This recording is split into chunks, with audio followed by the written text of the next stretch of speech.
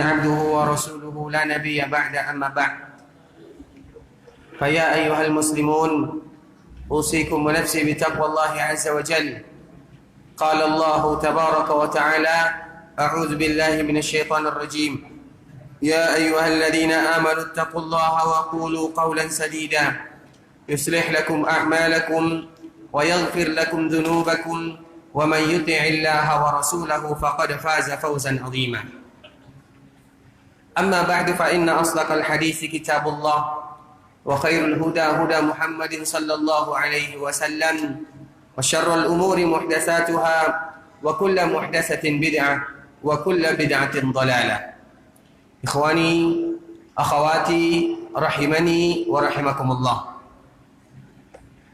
Alhamdulillah, kita senantiasa memuji Allah Subhanahu wa taala yang mana pada malam hari ini antara maghrib dengan isya salah satu waktu yang terlalaikan, dan apabila ada seorang hamba yang beribadah kepada Allah Subhanahu wa taala di waktu yang terlalaikan, yang terlupakan, yang terlewatkan, maka di sana pun Allah Subhanahu wa taala melipat gandakan pahalanya.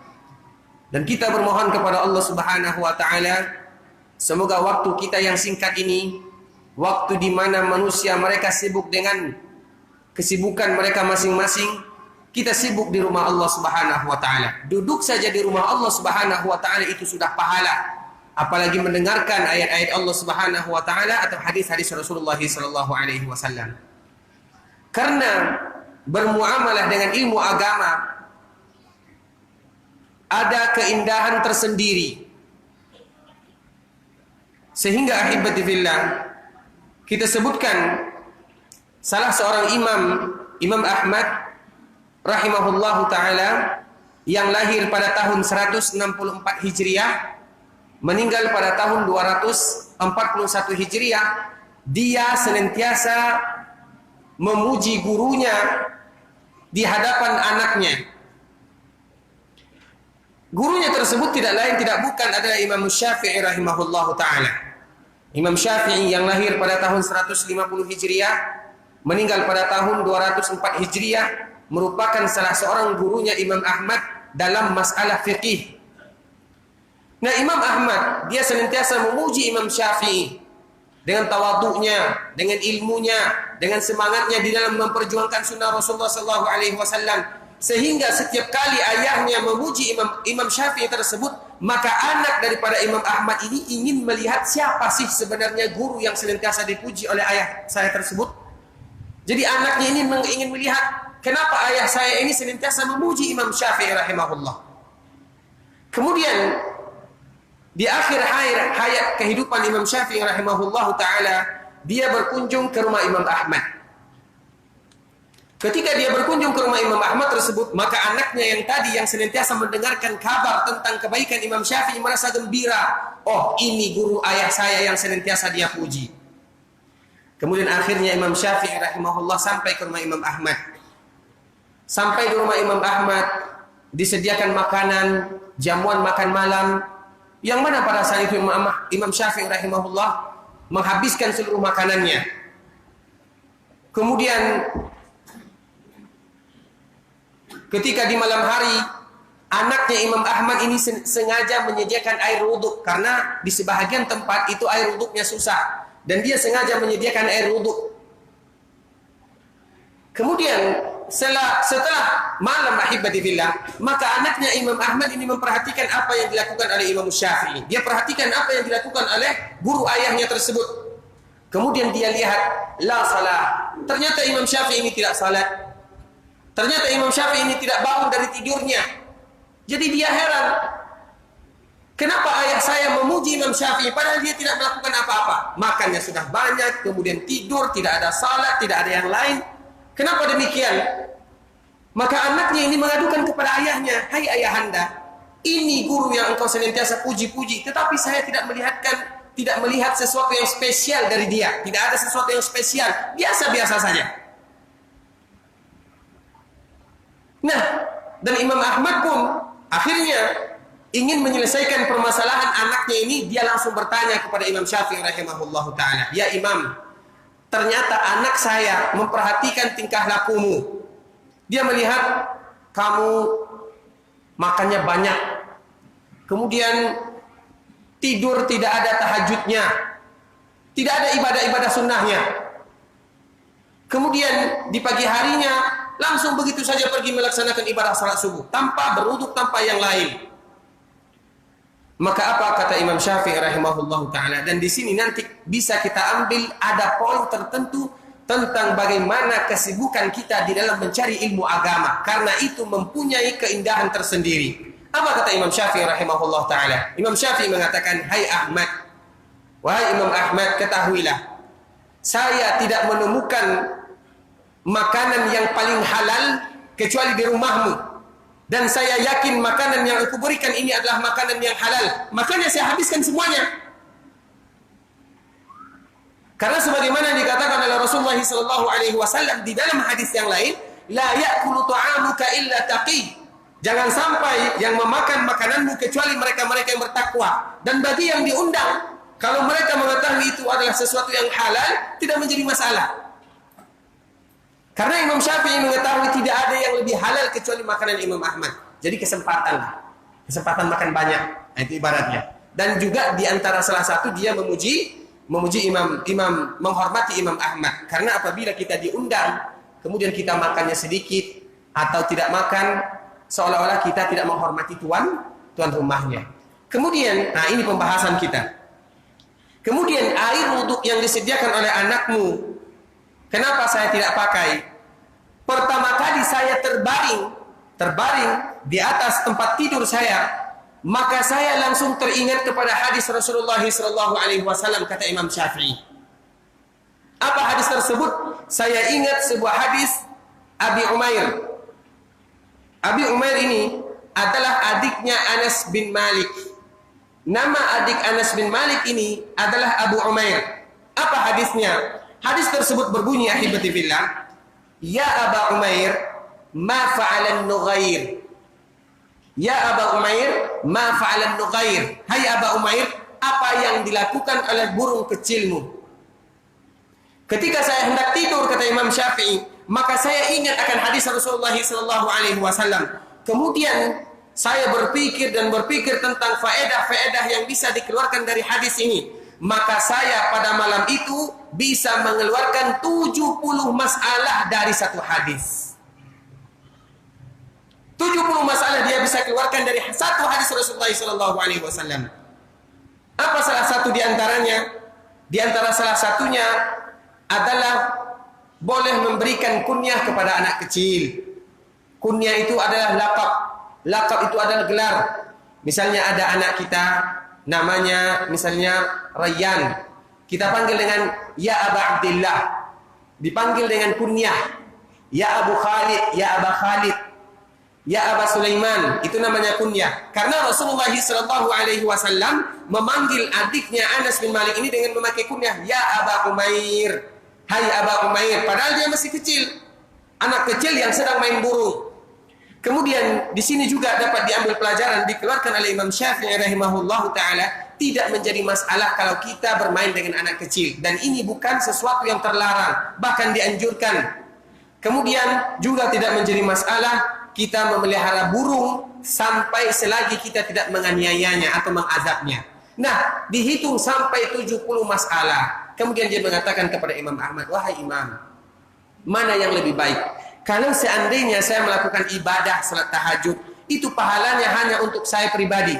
Tetapi ketika saya memanfaatkan waktu ini untuk berpikir, menganalisa hadis-hadis Rasulullah SAW, sehingga dari satu hadis ini saya bisa mengambil istimbat dan faedah sebanyak 70 masalah, itu bisa bermanfaat buat orang lain."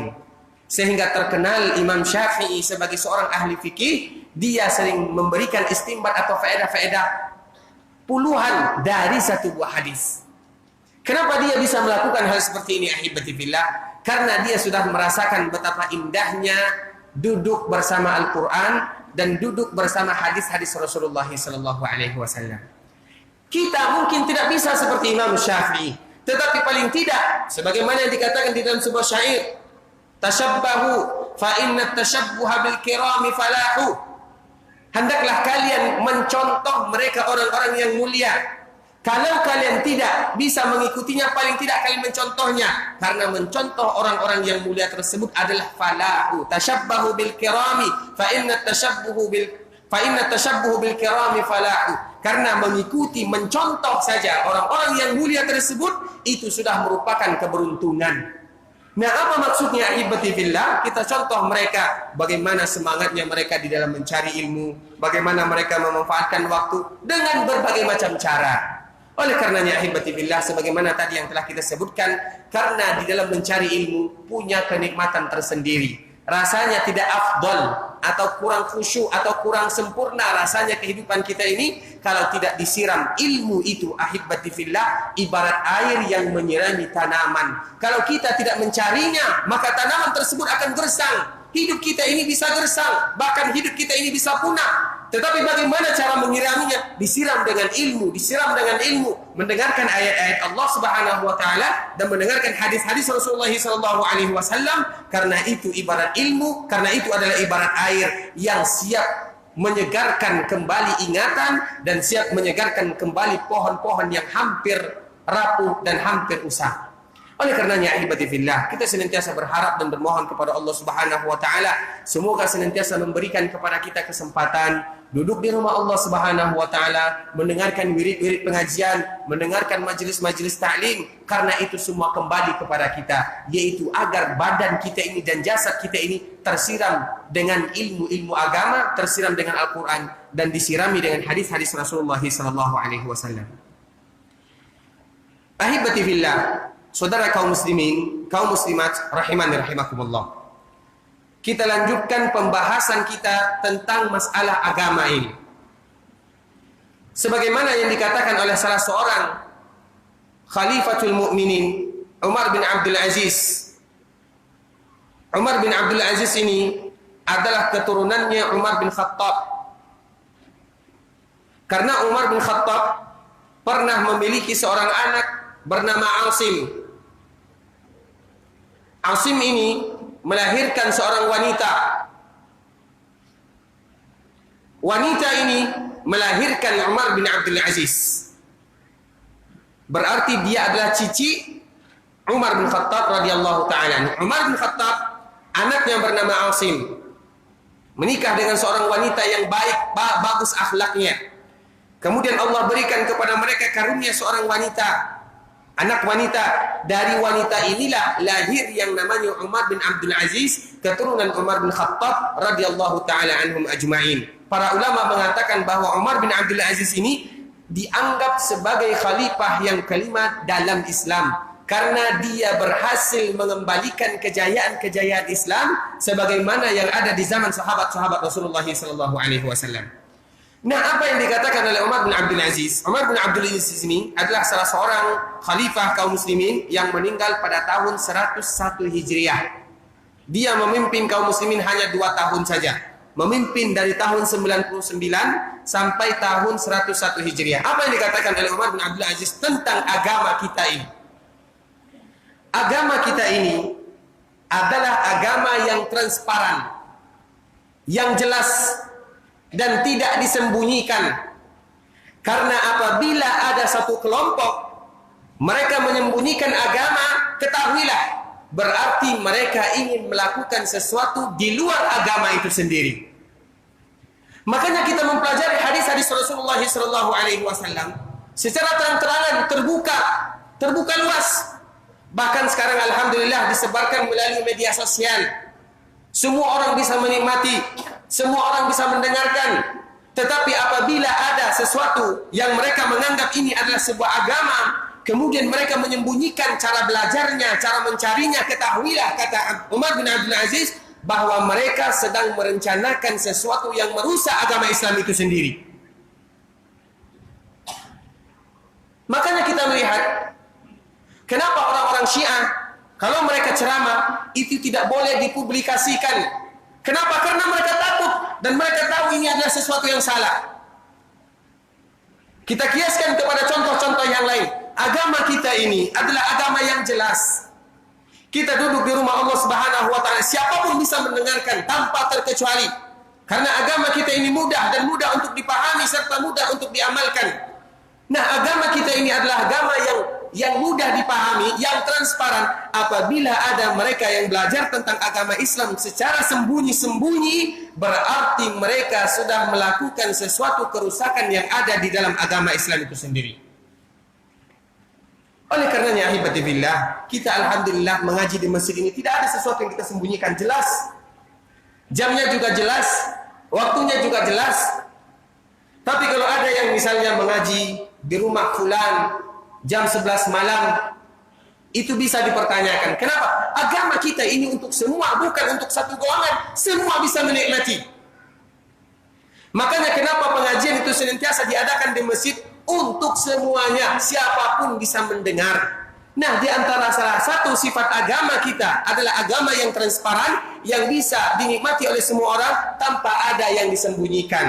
Betul, di dalam agama kita ini mempunyai tingkatan, tetapi secara umum kita semua bisa menikmati agama kita ini dan bisa mendengarkan. Dan ini kaidah yang harus kita pahami, dan ternyata ini sudah disampaikan oleh Umar bin Abdul Aziz rahimahullahu taala. Oleh karenanya, ahibati fillah, mulailah dari sini mereka-mereka yang menyembunyikan tentang identitas. Kita sebutkan salah satu contohnya. Contohnya, salah satunya adalah Al-Ibadiyah. Al-Ibadiyah adalah salah satu kelompok atau cabangnya orang-orang Khawarij. Kita senantiasa menyebutkan Khawarij. Siapa yang tahu siapa sifat Khawarij? Silakan. Mudah mengkafirkan kaum muslimin. Satu. Yang kedua, keluar dari pemerintah. Yang ketiga,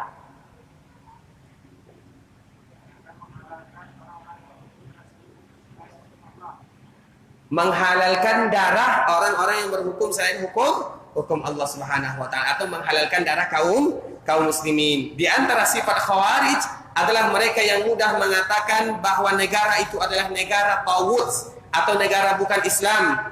Dan juga di antara sifat orang-orang Khawarij tersebut adalah mereka senantiasa memberontak pemerintah yang sah. Mereka yang senantiasa mengolok-olokkan pemerintah.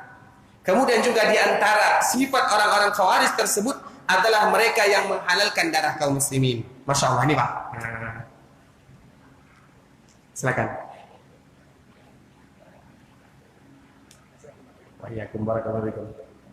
Nah, Ibadiyah ini salah satu cabang dari orang-orang Khawarij. Apa yang dilakukan oleh orang-orang Ibadiyah dan di mana mereka sekarang? Ibadiyah sekarang terletak di negara Oman. Ibadiyah ini terletak di negara Oman. Yang harus kita ketahui, ada Oman, ada Oman. Oman yaitu di sampingnya Yaman, perbatasan dengan Saudi Arabia. Oman itu di daerah Libanon. Itu Oman, ada Oman, ada Oman. Nah, ini berada di Oman, ada namanya Al-Ibadiyah. Apa yang dilakukan oleh Ibadiyah ini? Seluruh buku yang dikarang tidak boleh disebarluaskan. Seluruh buku yang mereka karang tidak boleh disebarluaskan. Kenapa?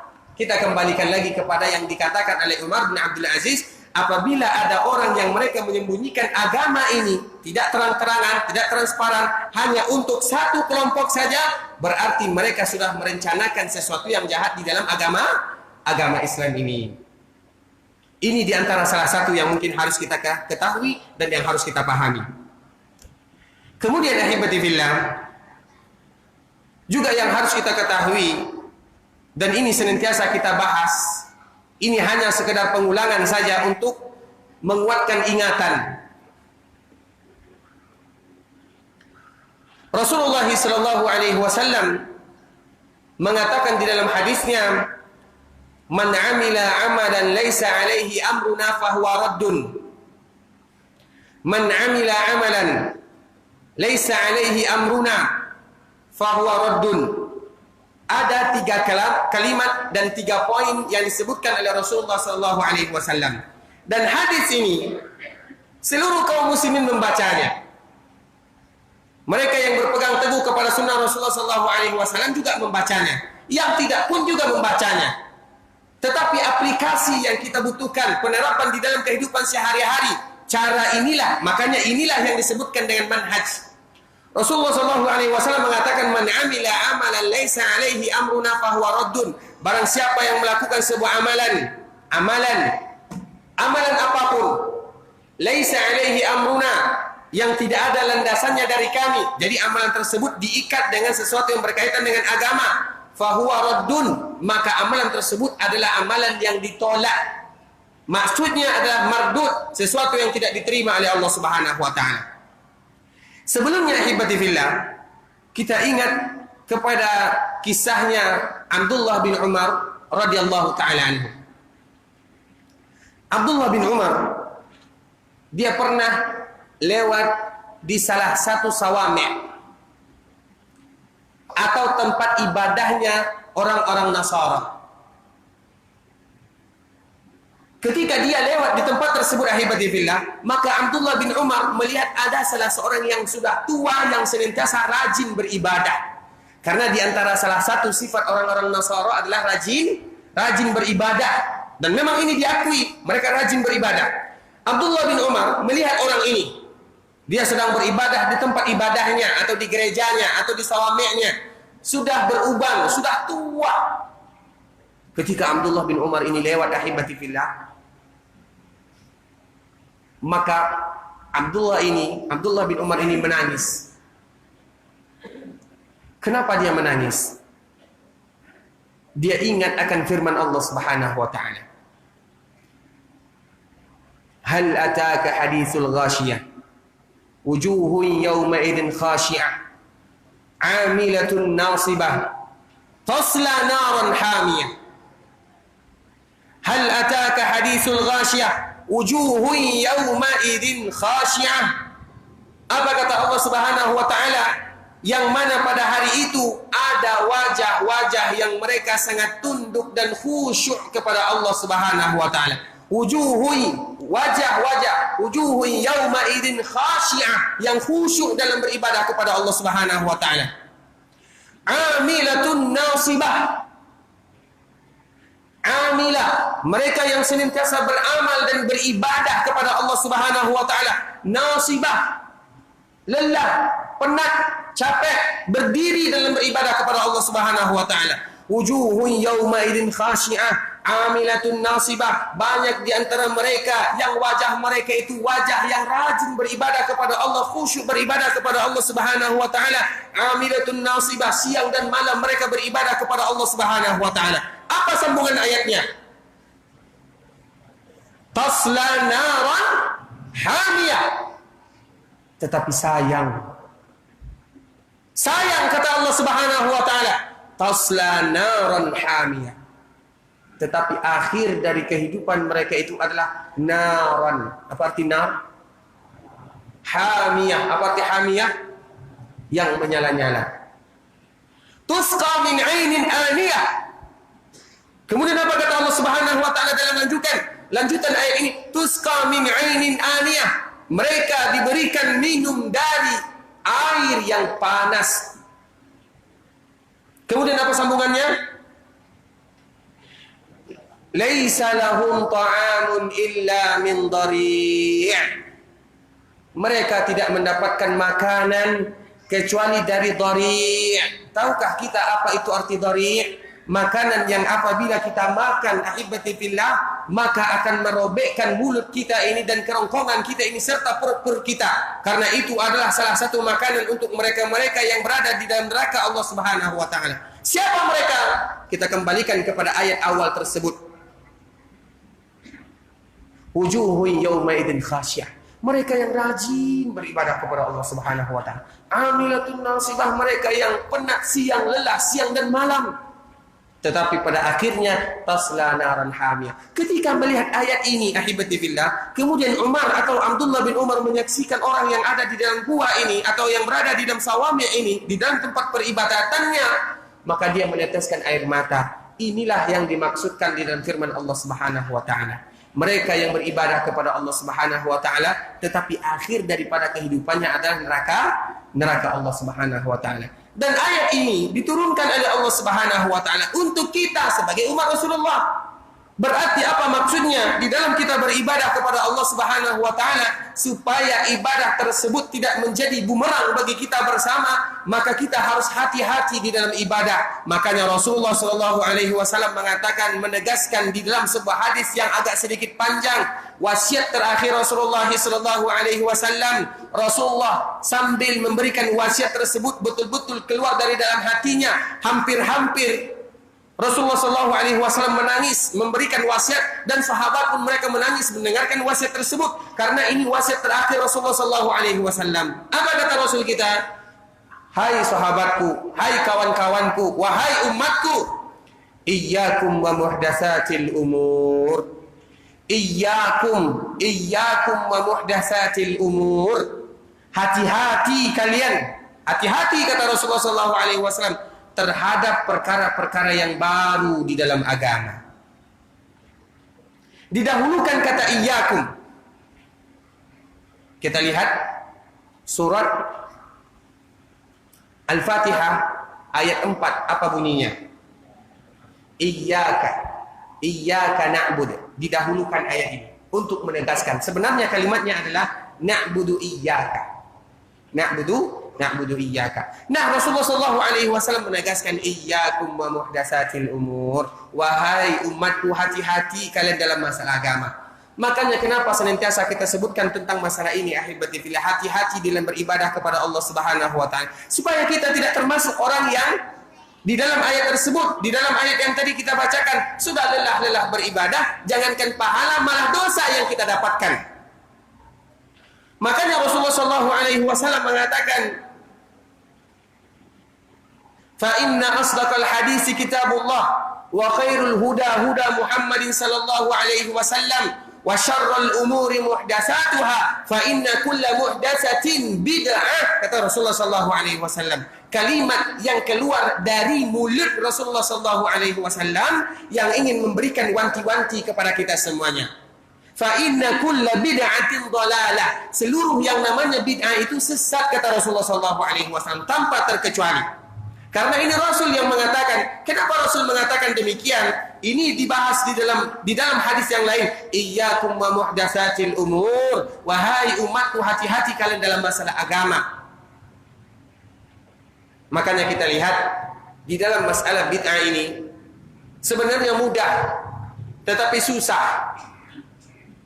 Mudah, kenapa mudah? Karena Rasulullah SAW sudah jelas menerangkan. Susah, kenapa susah? Karena tabiat dan tradisi kita yang memanggil untuk melakukan sesuatu yang tidak diajarkan oleh Rasulullah SAW. Makanya senantiasa kita sebutkan, di antara salah satu yang menyebabkan seseorang susah meninggalkan perkara-perkara yang tidak diajarkan di dalam agama Islam adalah masalah tradisi dalam kehidupan sehari-hari. Bukan di zaman kita saja, zaman terdahulu. Sering kita ulang, ahibati fillah. Allah Subhanahu wa taala menjelaskan di dalam surah Al-Baqarah ayat 173, apa kata Allah Subhanahu wa taala? Wa idza qila lahum ittabi'u ma anzalallahu qalu bal nattabi'u ma alfaina alaihi aba'ana. Apabila dikatakan kepada mereka, ikuti apa yang diturunkan oleh Allah Subhanahu wa taala, apa jawabannya? Bal nattabi'u ma alfaina. Enggak usahlah, kita cukup dengan sesuatu yang kebiasaan kita saja. Alfaina itu artinya sesuatu yang kita sudah terbiasa. Ma alfaina alaihi aba'ana. Siapa yang terbiasa? Yaitu nenek moyang kita. Apa yang mereka lakukan, itu yang kita ikuti. Itu maksud dari firman Allah Subhanahu wa taala. Bal nattabi'u ma alfaina alaihi aba'ana. Kami mengikuti apa yang sudah kebiasaan yang sudah dilakukan oleh nenek moyang kami. Apa kata Allah Subhanahu wa taala? Awalau kana aba'um la ya'qiluna syai'an wa la yahtadun. Apakah mereka tetap ngotot? Apakah mereka tetap mengikuti nenek moyang mereka walaupun nenek moyangnya tidak ada ilmunya, tidak diberikan petunjuk oleh Allah Subhanahu wa taala? Kenapa Allah mengatakan demikian? Karena yang diberikan petunjuk itu hanya Rasulullah sallallahu alaihi wasallam, bukan nenek moyang kita. Nenek moyang kita apabila mereka mengikuti sunnah Rasulullah sallallahu alaihi wasallam, berarti kita boleh mengikuti mereka dalam rangka mengikuti Rasulullah sallallahu alaihi wasallam. Tetapi kalau seandainya mereka tidak mengikuti Rasulullah sallallahu alaihi wasallam, maka Rasul yang mulia lebih pantas kita jadikan panutan dibandingkan nenek moyang kita. Dan ini disebutkan oleh Allah Subhanahu wa taala, dan ini sesuatu yang memang berat. Meninggalkan tradisi itu sesuatu yang berat. Makanya sekarang ada namanya kita ini Islamisasi Indonesia. Agama kita ini, agama Islam kita ini adalah agama Islam Indonesia. Tidak usah agama Islam ke-Araban. Kenapa? Karena memang ini tradisi kita, Nusantara kita, memang itu tradisinya, Islamisasi Indonesia, yaitu Islam ala Indonesia, bukan Islam ala yang lain, bukan Islam ala Arab, bukan Islam ala yang lain. Kita Islam ini Islam Indonesia. Apa alasan mereka mengatakan bahwa kita harus beragama Islam dengan Islam Indonesia? Salah satunya tidak lain, ini yang diturunkan oleh nenek moyang kita. Ini peninggalan sejarah. Makanya kita lihat Islamisasi Indonesia. Islam kita ini adalah Islam yang tidak berpatokan kepada orang Arab. Orang Arab silahkan mereka Islamnya sendiri. Kita orang Indonesia juga ada Islamnya sendiri. Sehingga sekarang ada namanya sebuah kitab yang berjudul Ensiklopedia Islam Nusantara, dikeluarkan oleh kementerian kita. Ensiklopedia Islam Nusantara ini menggambarkan bagaimana bentuk keadaan dan budaya kita yang ada di seluruh Indonesia, dan seluruhnya benar. Seluruhnya benar. Nanti kalau ada di antara kita yang ingin, coba lihat Ensiklopedia Islam Nusantara. Dia tidak banyak, cuman sekitar 600 halaman, tapi tulisannya agak kecil-kecil. Nah, di sini bisa kita lihat bagaimana mereka yang taklid kepada nenek moyang ingin menjadikan tradisi ini sebagai Islam. Tradisi ini ingin dijadikan sebagai bahagian daripada agama Islam. Boleh atau tidak seperti itu? Sebahagian boleh, sebagian tidak. Yang tidak bertentangan dengan syariat Islam, silakan. Yang bertentangan dengan syariat Islam, jangan dilakukan. Dan tidak semua yang ada di dalam kitab ini salah. Dia hanya menggambarkan bagaimana bentuk orang-orang yang ada di Indonesia ini. Kemudian inilah agama Islam yang ada di Indonesia.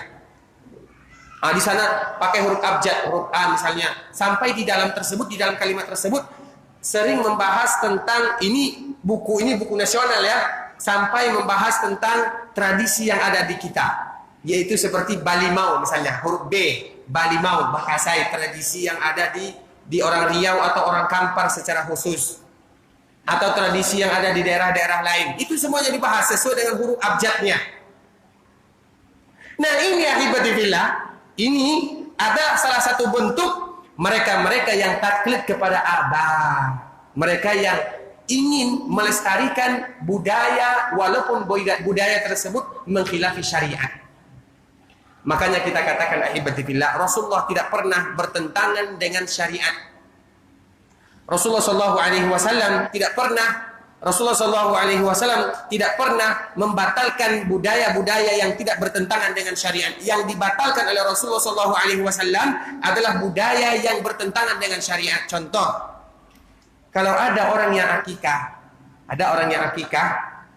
maka darahnya diambil, kemudian dioleskan kepada bayi yang diakikahkan tersebut.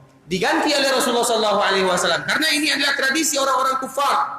Tradisi orang-orang jahiliyah, diganti dengan minyak wangi. Diambil minyak wangi, dioleskan. Kemudian tradisi-tradisi yang lain yang dibatalkan oleh Rasulullah SAW. Kemudian ahibati fillah, kita sambung sedikit tentang konsep yang ada di dalam agama Islam kita ini. kita yang harus kita ketahui bahwa Rasulullah sallallahu alaihi wasallam adalah Rasul yang sayang kepada kita bersama. Tidak ada satupun kebaikan kecuali telah Rasulullah sallallahu alaihi wasallam tunjukkan, dan tidak ada kejahatan kecuali Rasulullah sallallahu alaihi wasallam telah waspadai. Makanya banyak di sini ahibati fillah, terutama tentang asar Rasulullah sallallahu alaihi wasallam, yaitu bekas-bekas peninggalan Rasulullah sallallahu alaihi wasallam. Dan di sini banyak kita terjerumus. Seperti contohnya, sekarang tersebar ada namanya sanad sandal. Ada namanya sanad sandal. Sanad sandal itu Rasulullah itu mempunyai bentuk sandalnya dan ada sanadnya. Barang siapa yang memakai bentuk sandal Rasulullah sallallahu alaihi wasallam, maka pahalanya ini dan ini. Pernah nggak kita lihat ada sebahagian peci yang di situ ada bentuk sandalnya? Itu dari mana datangnya? Mungkin ada yang pakai di sini? Kebanyakan itu adalah tetangga kita orang-orang Malaysia. Ada bentuk di peci itu, ada bentuk sandalnya. Mungkin nanti kita bisa cari ya, lihat maksudnya. Nah ini dari mana didapatkan? Ini adalah asar Rasulullah sallallahu alaihi wasallam. Tetapi yang harus kita ketahui, asar Rasulullah sallallahu alaihi wasallam tersebut tidak ada jaminannya apakah ini bentuk sandal Rasulullah sallallahu alaihi wasallam atau bukan. Dan walaupun itu bentuk asar Rasulullah sallallahu alaihi wasallam, tidak ada nilai hadis-hadis yang mengatakan secara khusus barang siapa yang memakai sesuatu yang ada bentuk sandalnya di kepalanya, di sorbannya, di mana-manapun, berarti mereka akan mendapatkan pahala ini dan ini. Saya tidak hafal berbagai macam bentuk pahala dan fadilahnya karena terlalu banyak. Bahkan sanadnya itu melebihi sanad Al-Quran, saking panjangnya sanad tersebut. Ini kenapa ahibati billah, melihat asar Rasulullah sallallahu alaihi wasallam. Makanya di dalam agama kita ini, asar apapun yang ditinggalkan oleh Rasulullah sallallahu alaihi wasallam yang tidak ada nasnya dari Rasulullah sallallahu alaihi wasallam, berarti itu seperti biasa, tidak ada keberkahan secara khusus. Misalnya ada pedang Rasulullah sallallahu alaihi wasallam, tidak ada keberkahan secara khusus. Memang ini pedang Rasulullah, ada rambut Rasulullah sallallahu alaihi wasallam. Karena kenapa kita demikian ahibati billah? Sebahagian kita dan sebahagian kaum muslimin, mereka lebih mementingkan memelihara asar Rasulullah sallallahu alaihi wasallam ketimbang memelihara sunnah Rasulullah sallallahu alaihi wasallam itu sendiri. Bisa dipahami? Banyak di antara kaum muslimin, ini gelas Rasulullah sallallahu alaihi wasallam dicium, dipeluk, menangis-nangis melihat gelas Rasulullah sallallahu alaihi wasallam. Bukan itu yang diinginkan oleh Rasulullah sallallahu alaihi wasallam. Rasulullah sallallahu alaihi wasallam yang Rasul inginkan kepada kita bagaimana memanfaatkan gelas ini. Minum sambil duduk, minum pakai tangan kanan, minum kalau dari satu gelas jangan kurang dari 3 kali pegukan. Itu sunnah Rasulullah sallallahu alaihi wasallam, bukan memelihara gelasnya. Tetapi bagaimana memanfaatkan gelas yang ditinggalkan oleh Rasulullah sallallahu alaihi wasallam sesuai dengan apa yang diajarkan oleh Rasulullah sallallahu alaihi wasallam. Terlepas kita dari betul atau salahnya, tetapi apa maksudnya hibati fillah? Asar yang ditinggalkan oleh Rasulullah sallallahu alaihi wasallam tersebut, asarnya kalau tidak ada fadilah khusus kita cukupkan. Karena dengan meninggalnya Rasulullah sallallahu alaihi wasallam, maka barang-barang peninggalan Rasulullah sallallahu alaihi wasallam tidak ada hubungannya dengan ibadah. Pakaian Rasulullah sallallahu alaihi wasallam, apakah ada hubungannya dengan ibadah? Tidak. Rambut Rasulullah sallallahu alaihi wasallam yang Rasul tinggalkan, apakah ada hubungannya dengan ibadah? Tidak. Gelas yang Rasulullah sallallahu alaihi wasallam tinggalkan, apakah ada hubungannya dengan ibadah? Tidak. Rasul yang Rasul inginkan kepada kita adalah bagaimana kita mengikuti tata cara yang diajarkan oleh Rasulullah sallallahu alaihi wasallam. Oleh karenanya, ibadi fillah, kita sambung sedikit setelah kita azan. Wallahu taala alam. Salah dan jangannya kami banyak minta maaf. Wassallallahu ala nabiyina Muhammadin wa ala alihi wasallam tasliman katsiran.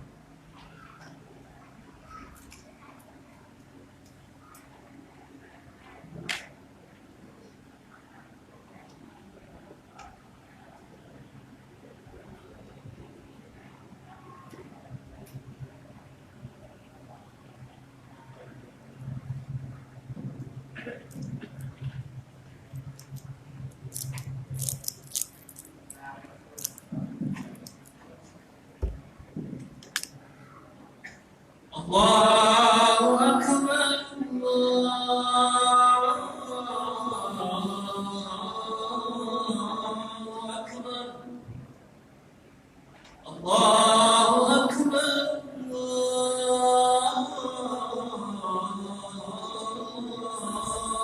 أكبر أشهد أن لا إله إلا الله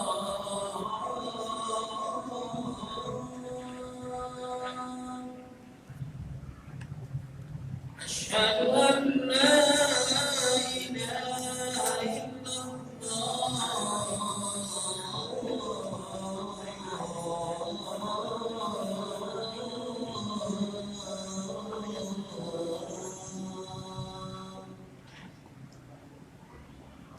أشهد أن محمدا رسول الله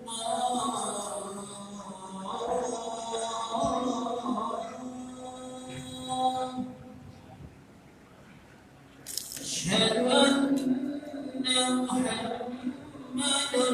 رسول الله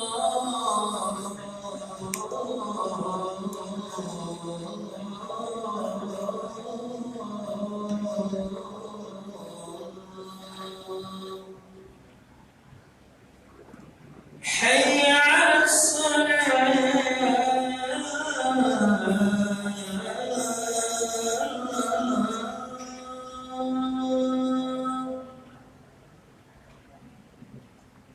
حي على الصلاة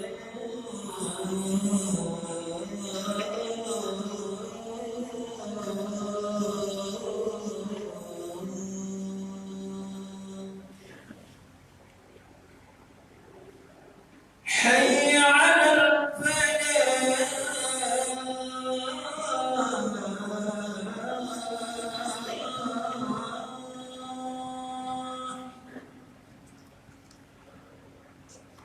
حي على الفلاح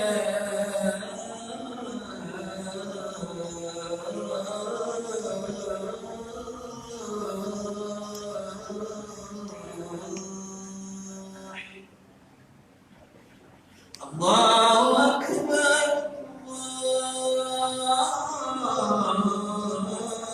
الله أكبر لا إله إلا الله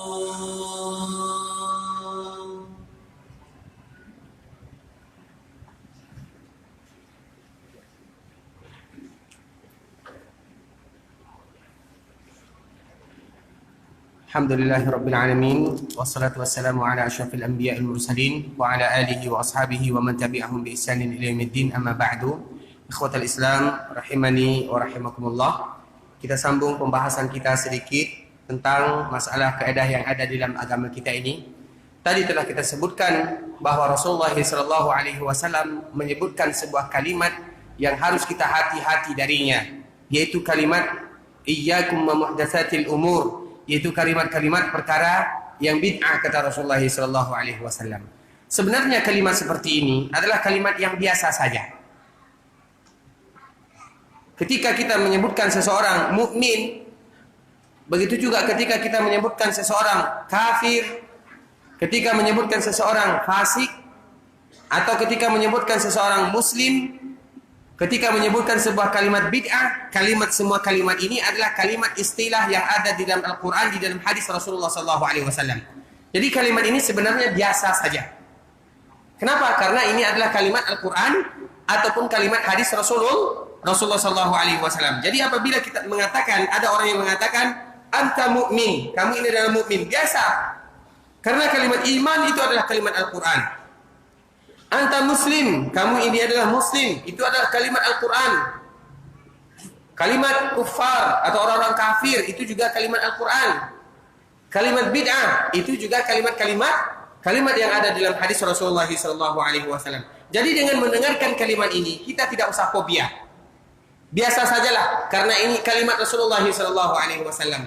Bahkan para ulama, dan diantara salah satunya Ahmad bin Abdul Halim, dia senantiasa berkhutbah atau berceramah, memulai khutbahnya tersebut dengan khutbatul hajah. Kenapa dimulai dengan khutbatul hajah? Dia mengatakan karena jarang sekali Rasulullah SAW berkhutbah kecuali dengan memakai kalimat ini, khutbatul hajah. innal hamdalillah nahmaduhu wa nasta'inuhu wa nastaghfiruh sampai fa inna asdaqal hadits kitabullah wa khairul huda huda Muhammadin sallallahu alaihi wasallam wa syarrul umuri muhdatsatuha fa inna kulla muhdatsatin bid'ah wa kulla bid'atin dhalalah sampai kepada akhirnya. Ini adalah khutbatul hajah. Jarang Rasulullah memulai khutbah dan ceramahnya kecuali memulai dengan khutbatul hajah ini. Jadi sesuatu yang biasa saja ahibatillah. Tetapi ada beberapa hal yang harus kita ketahui. Yang pertama, al-bid'ah.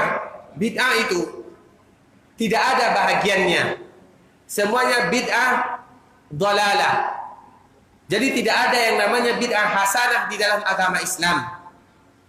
Karena bid'ah dengan hasanah itu sesuatu yang bertentangan. Bid'ah dengan hasanah sesuatu yang tidak bisa digabungkan. Karena setiap bid'ah tidak mungkin hasanah. Karena setiap yang hasanah tidak mungkin dia bid'ah. Bisa dipahami? Jadi kaidah yang pertama, setiap bid'ah yang disebutkan oleh Rasulullah SAW sudah pasti dia tidak hasanah. Kalau sesuatu yang hasanah, pasti dia tidak bid'ah. Ini yang pertama. Kemudian tinggal cara bagaimana kita menentukan ini bid'ah atau tidak. Jadi tidak semua perkara itu ini bid'ah. Tidak seperti itu ahibati billah. Bid'ah itu ada bagiannya. Yang pertama, ada bid'ahnya, ada bid'ah itu namanya bid'ah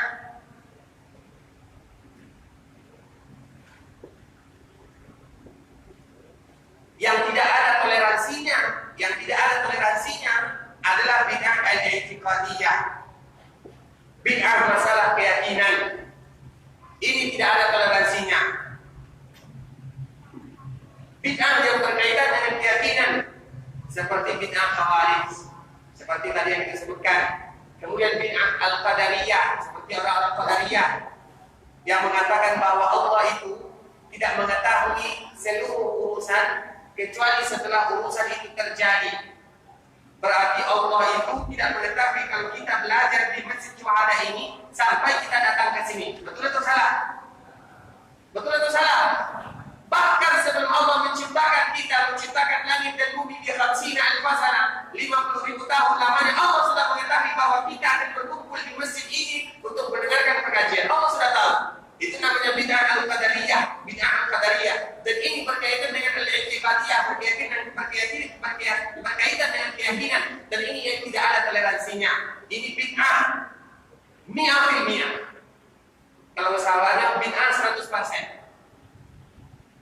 Kemudian ada yang bagian al-amaliyah. Amal, penerapan dalam kehidupan sehari-hari. Nah, amaliyah ini, amaliyah yang bagian amal terbagi pula kepada dua. Ada yang hakiki, hakiki itu artinya hakikat. Memang tidak ada toleransinya, memang sesuatu yang tidak ada. Seperti yang senantiasa kita sebutkan, ada namanya selawat naniyah. Selawat naniyah itu selawat yang dibaca 1000 kali dengan koyak-koyak, saya tidak tahu namanya naniyah. Naniyah itu artinya diambil dari kata-kata nam, apa artinya? Api. Jadi kita itu harus panas. Jika biasanya koyak lekuk kiri lekuk kanan itu kan karena memanaskan badan kan? Mungkin ini dinamakan dengan naniyah. Ini al-hakiki, memang tidak ada sama sekali. Ada lagi namanya selawat al-munjiat, selawat supaya kita munjiat namanya, karena banyak namanya. Ada namanya selawat timbul qulub, ada namanya salat al-fatih. Itu namanya bid'ah hakiki. Ada namanya salat al-fatih, seperti yang dianggap oleh orang-orang Qadianiyah. Apa orang kata orang Qadianiyah? Ada namanya salat al-fatih. Salat al-fatih ini, barang siapa yang salat, saya tidak tahu persisnya, berarti sama dia membaca Al-Quran sebanyak 30 kali khatam. Nah, itu misalnya. Atau lagi yang pokoknya yang seperti itulah. Itu namanya bid'ah hadis. Yang memang tidak ada sama sekali dasarnya sedikit pun. Ada namanya zikrul wafilin. Zikrul wafilin itu zikirnya orang-orang yang lalai. Jadi dulu pas saya sedikit bikin korek-korekan, nulis-nulis, maka saya sebutkan kepada salah satu dosen. Kemudian dia membaca zikrul wafilin, zikirnya orang-orang yang lalai. Maka syekhnya tersebut terkejut. Ah, mana zikirnya? Bawa kepada saya. Kata saya ini orang lalai, kata saya. Kalau seandainya kita lalai, maksudnya kalau seandainya zikir ini ada, maka semua kita bisa butuh. Karena kita lalai, orang lalai. Butuh kita kepada zikir tersebut. Hanya saja, zikir ini adalah zikir ala Indonesia. Zikir Made Indonesia. Nah itu namanya bid'ah hakiki. Yang sama sekali hanya dibuat-buat begitu saja. Karena banyak, terutama masalah zikir ini yang kita bilang, masalah yang paling banyak manusia itu terselewengkan. Zikir sehari-hari saja kita sudah tidak sanggup melakukannya. Apalagi zikir ini, zikir itu banyak macamnya. Zikir pagi sore saja, seminggu kita kuat membacanya itu sudah bagus. Tetapi siapa di antara kita yang berhasil membaca zikir dan kontinu dengan membaca zikir pagi sore, membaca la ilaha illallah wahdahu la syarikalah sampai akhir itu 100 kali. Barang siapa kata dia membaca zikir ini, kata Rasulullah SAW, diampuni seluruh dosanya wa in kana mithla zabadil bahr, walaupun dosanya bertumpuk ibarat kue-kue yang ada di lautan. Tapi siapa di antara kita yang sanggup? Itu sesuatu yang ada dasarnya. Bagaimana dengan sesuatu yang ditambah-tambah? Yang ada saja sudah tidak bisa kita lakukan. Bagaimana dengan tambahan? Kemudian yang kedua, bagian yang kedua adalah al-idhafiyah.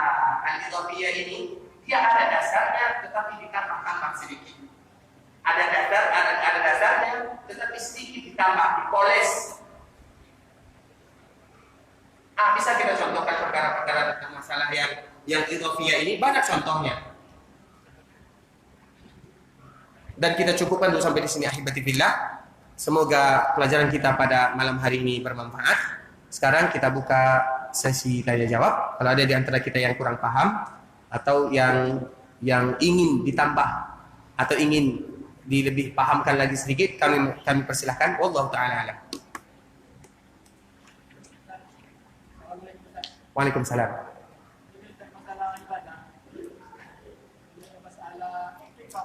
Itikaf ya.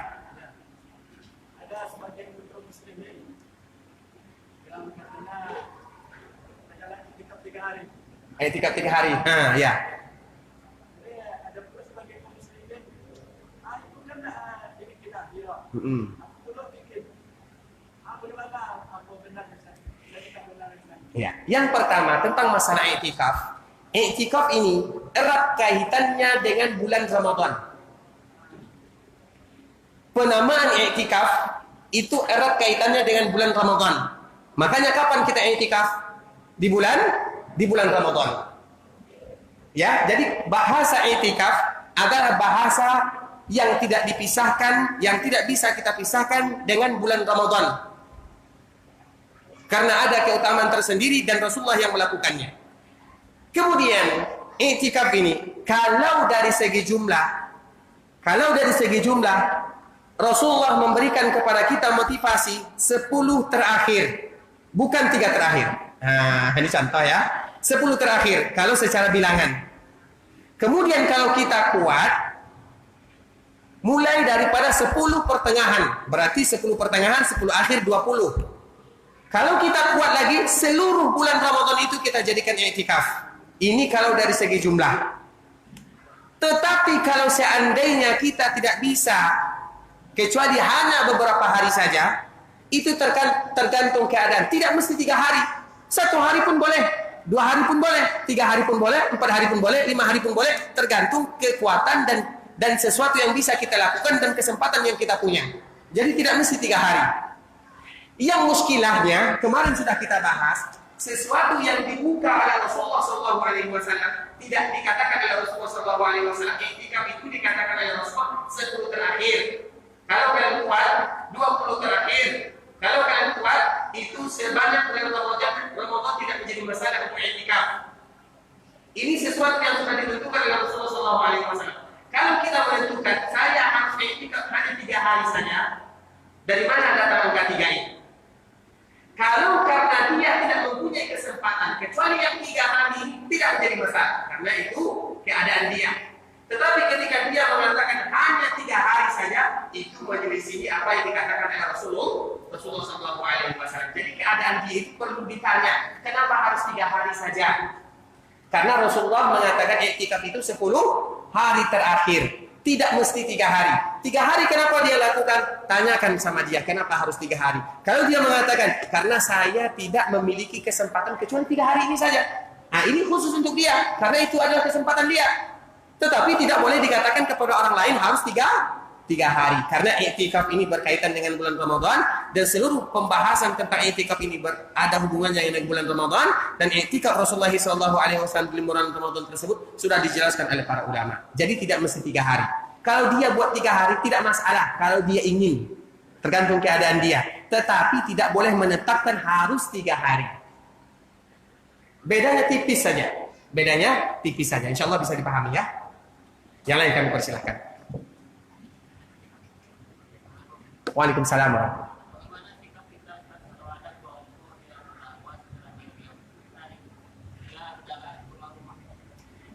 wabarakatuh. Secara diam-diam bagaimana tindakan kita? Tindakan kita ngaji. Belajar.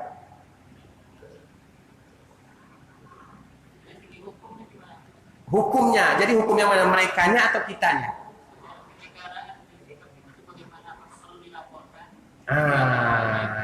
Yang perlu dilaporkan atau tidak, ini menjadi muskilah besar ya.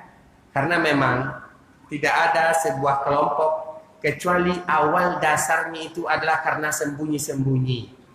Tidak ada sebuah kelompok kecuali awal dasarnya itu secara sembunyi-sembunyi. Tetapi ini banyak macamnya. Karena sekarang kelompok itu banyak. Jadi kelompok yang mana itu susah yang karena ada kelompok itu membahayakan kaum muslimin, ada kelompok yang tidak membahayakan kaum muslimin. Kelompok membahayakan kaum muslimin yang bagaimana? Seperti kelompok orang, semuanya membahayakan, tetapi ada yang membahayakan secara kenegaraan. Seperti kelompok orang-orang Khawarij. Seperti Daesh itu sebelum Abu Bakar al-Baghdadi. Jadi Abu Bakar al-Baghdadi ini dia adalah kelompok Daesh. Sebelumnya adalah Abu Umar al-Baghdadi. Mereka dimulai dari dakwah lingkungan yang kecil yang secara sembunyi-sembunyi. Bahkan saya mempunyai salah seorang teman yang berasal dari Irak. Abu Bakar al-Baghdadi yang pemimpin Daesh yang sekarang tidak muncul-muncul, itu dulunya adalah seorang imam masjid, orang yang taat. Tetapi karena ada namanya tanzim sirri. Tanzim sirri itu peraturan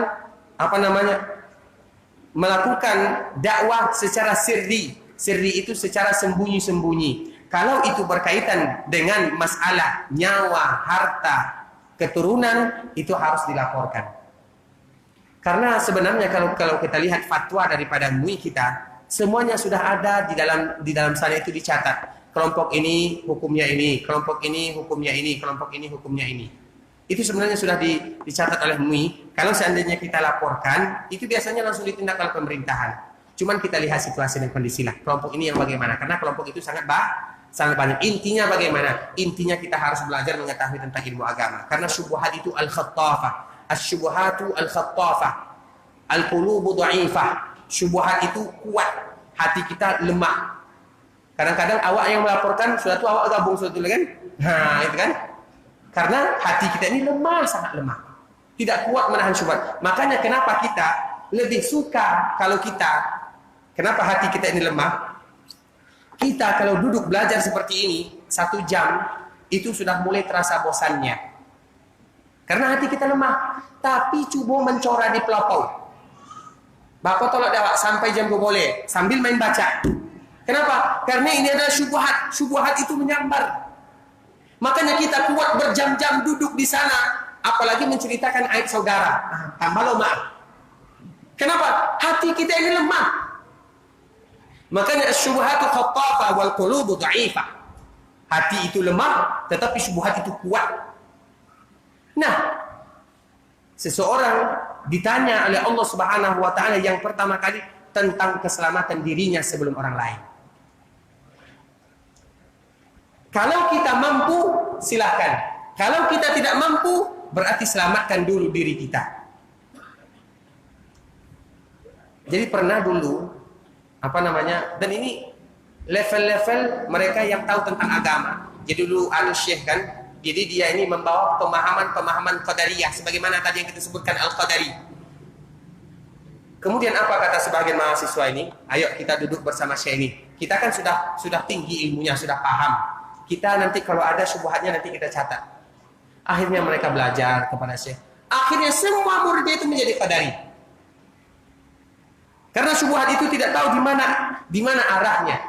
Makanya yang pertama kali yang harus kita lakukan, setiap kita berkewajiban untuk menyelamatkan diri masing-masing sebelum orang lain. Kalau seandainya kita bisa, tidak menjadi masalah. Kalau kita tidak bisa, nanti kita yang masuk ke sana. Jangan pernah beranggapan kita ini kuat.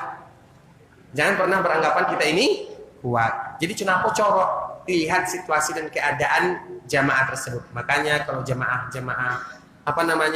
pokoknya Islam ini intinya Islam ini netral. Islam ini Islam ini jelas, tidak ada yang harus disembunyi-sembunyikan. Tidak perlu kita belajar malam-malam jam 11, jam 12, tidak perlu.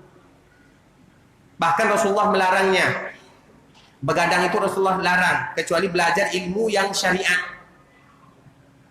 Ya, jadi masalah-masalah ini sebenarnya masalah yang yang sensitif.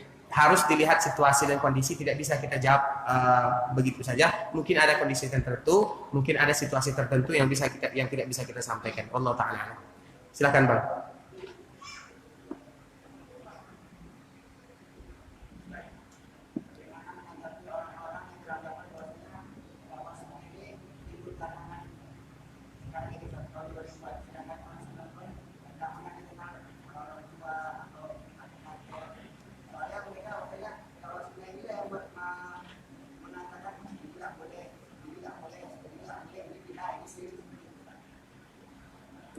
Dakwah sunnah ini yang saya tahu itu sudah ada sejak zaman Belanda.